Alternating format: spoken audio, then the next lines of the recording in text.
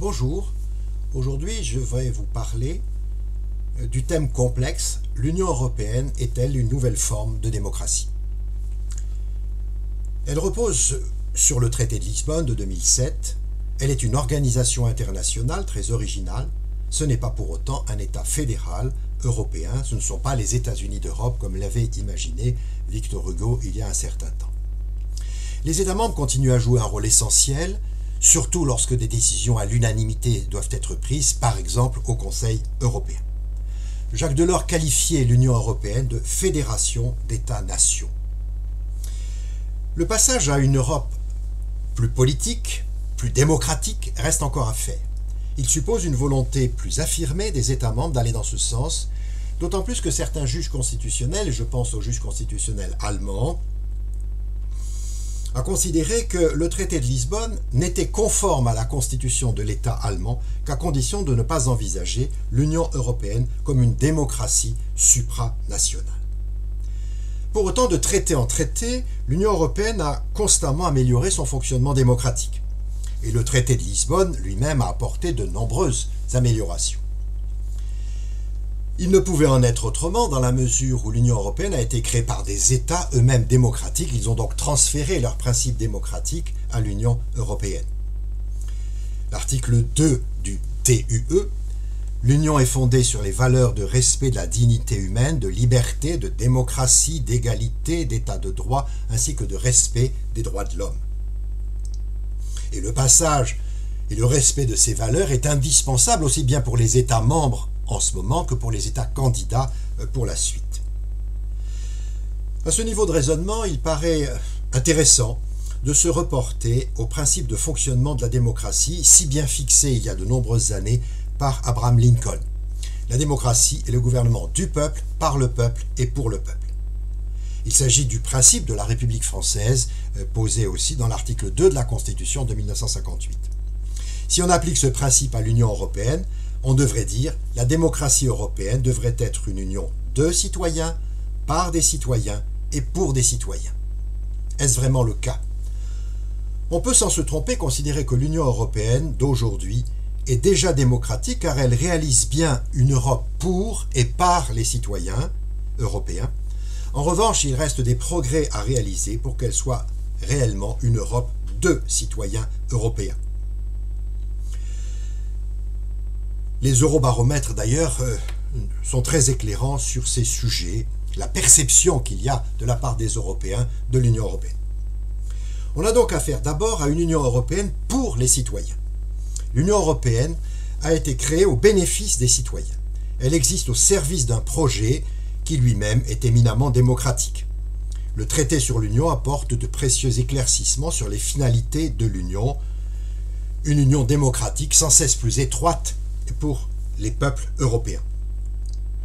La création juridique de la citoyenneté européenne est un choix politique un peu surprenant mais très éclairant sur la construction de l'intégration européenne.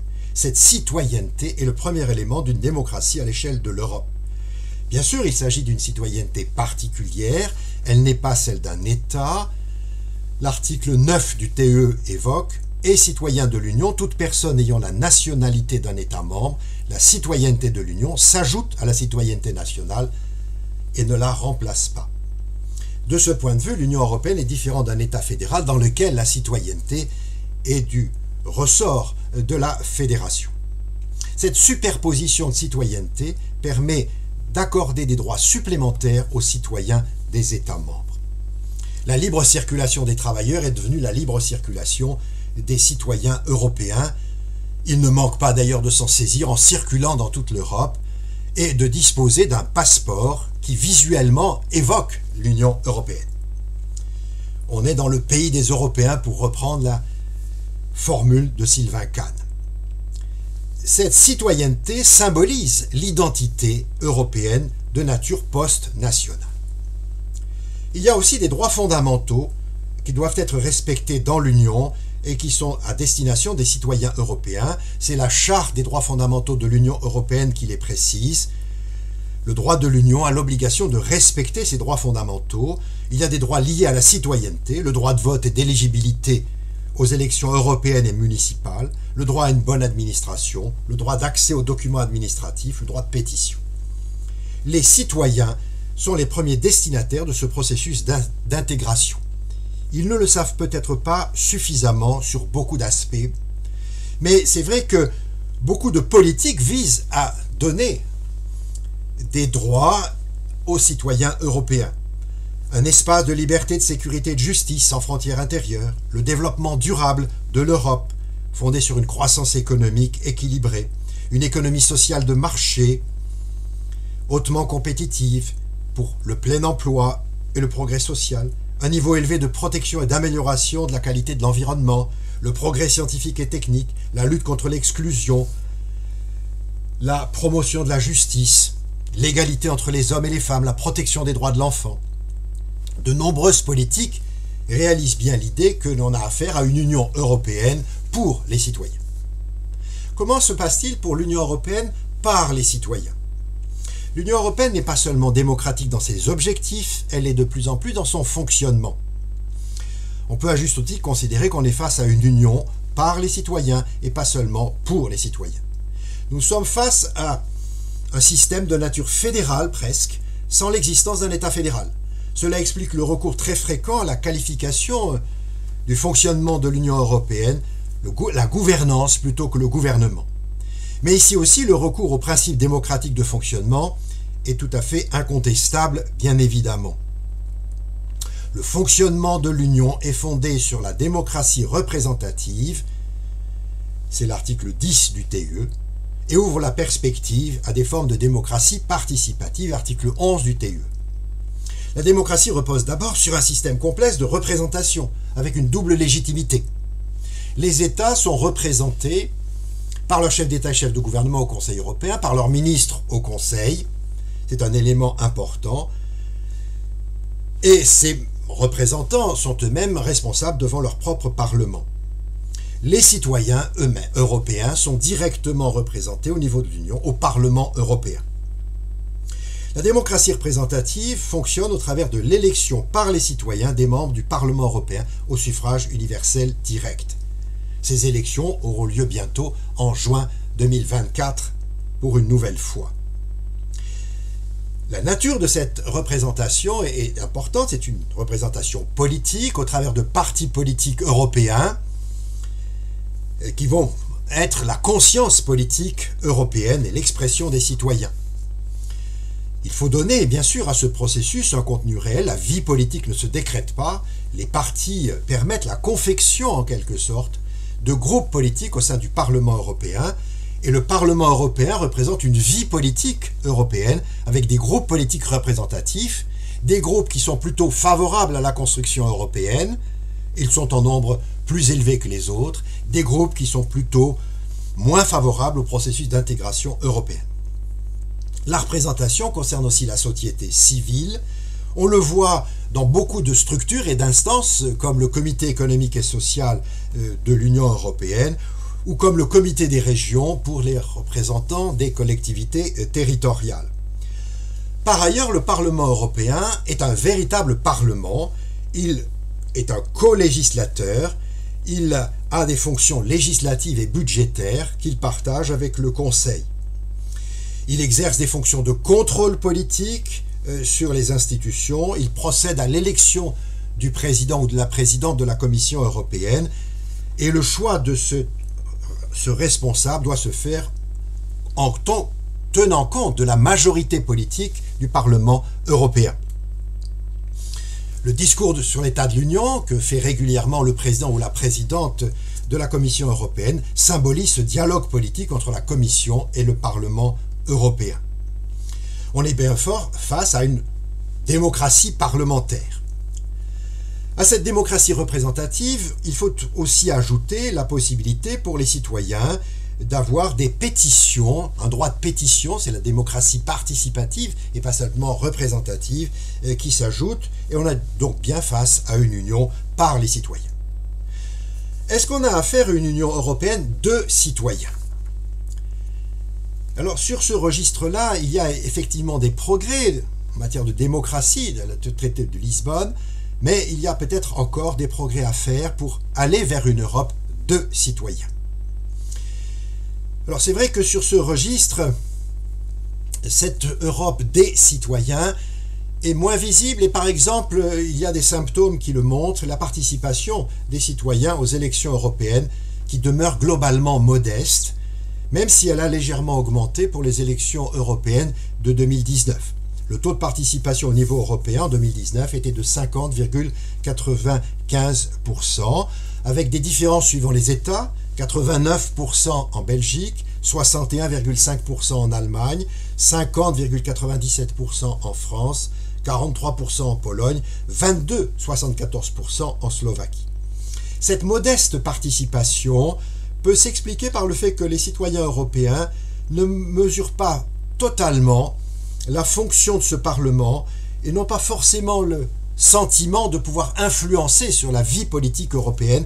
Il faudrait que les choses changent, notamment pour les prochaines élections de 2024, qu'ils aient le sentiment qu'ils sont importants et que les groupes politiques au sein du Parlement européen sont essentiels. L'eurosphère, pour prendre ce thème un peu complexe, reste spécifique, complexe. Cette eurosphère est un peu hermétique pour les Européens qui n'en comprennent que difficilement le fonctionnement, mais même si l'Union européenne fait beaucoup d'efforts pour améliorer et faire mieux comprendre le droit et les politiques européennes, pour plus consulter les citoyens européens. Le processus de décision apparaît encore opaque. Il n'est pas forcément identique à celui qui se passe dans les États membres. Sur ce registre-là, il y a la recherche régulière d'un consensus pour trouver un compromis dans les décisions, ce qui n'est pas tout à fait une tradition dans les États membres, cette idée de compromis. La gouvernance de l'Union comprend bien sûr 27 États membres et on ne peut pas avoir l'apparence en quelque sorte de la simplicité d'un système de décision purement national. Et c'est vrai que sur ce registre-là, le peuple européen en tant que tel n'existe pas forcément. Il serait pour autant le cœur de la démocratie européenne, qui reste très largement nationale. Si le traité de Lisbonne distingue mieux la procédure de législation ordinaire dans les procédures de décision, elle a conservé un nombre non négligeable de solutions intergouvernementales, plus que des formules d'intégration. Cela semble très logique, les États veulent rester les seigneurs, les maîtres du jeu, si l'on peut dire, sur ce registre, pour reprendre la formule de certain Stanley Hoffmann.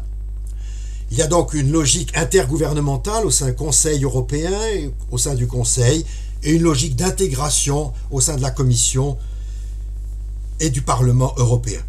Le Parlement semble avoir parfois du mal à faire entendre sa voix, justement, au nom des citoyens qu'il représente. Alors face à ces difficultés, une Union européenne de citoyens est la dernière étape à franchir pour permettre l'avènement d'une démocratie à l'échelle du continent. Il n'est pas forcément indispensable d'attendre la naissance d'un État fédéral, et on a bien vu la complexité du processus de ratification pour le traité établissant une constitution pour l'Europe. Pour autant, l'Union européenne doit être mieux identifiée par les citoyens comme un espace politique et démocratique, pas seulement comme un espace régulé pour la libre circulation des personnes, des marchandises, des capitaux et des services. Une éducation civique européenne apparaît de plus en plus indispensable pour mieux faire comprendre aux nouvelles générations l'importance de la construction européenne et de l'intégration européenne. Les agendas européens doivent être plus politisés.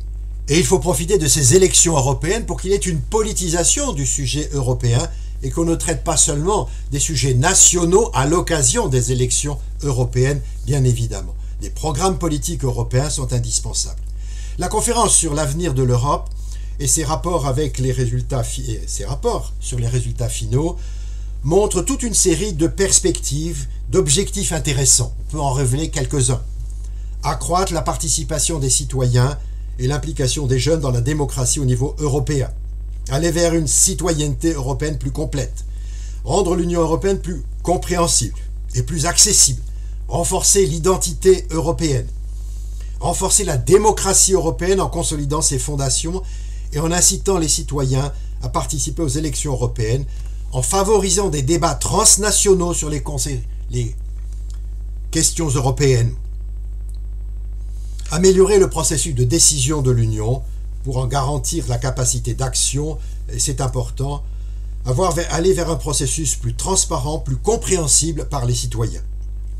Et je crois que ces préoccupations de la conférence sur l'avenir de l'Europe sont tout à fait intéressantes et il faudrait les mettre en œuvre, bien évidemment, pour que l'Union ne soit plus perçue comme une technocratie, mais comme une démocratie. Incontestablement, l'Union européenne a permis la confection d'espaces communs, espaces de paix, espaces de liberté, espaces de valeurs partagées, espaces de développement économique, espaces monétaires. Elle a aussi révélé une communauté de destin. Elle a poussé à innover sur la conception juridique de la théorie même de la fédération. Pour que les Européens redeviennent fiers de l'être et soient conscients d'être des citoyens européens, il est indispensable que l'Union européenne soit identifiée comme une nouvelle forme de démocratie à l'échelle continentale. Je vous ai donné quelques éléments pour mieux comprendre en quelque sorte le concept de démocratie européenne à l'échelle continentale. Merci de votre écoute. Au revoir.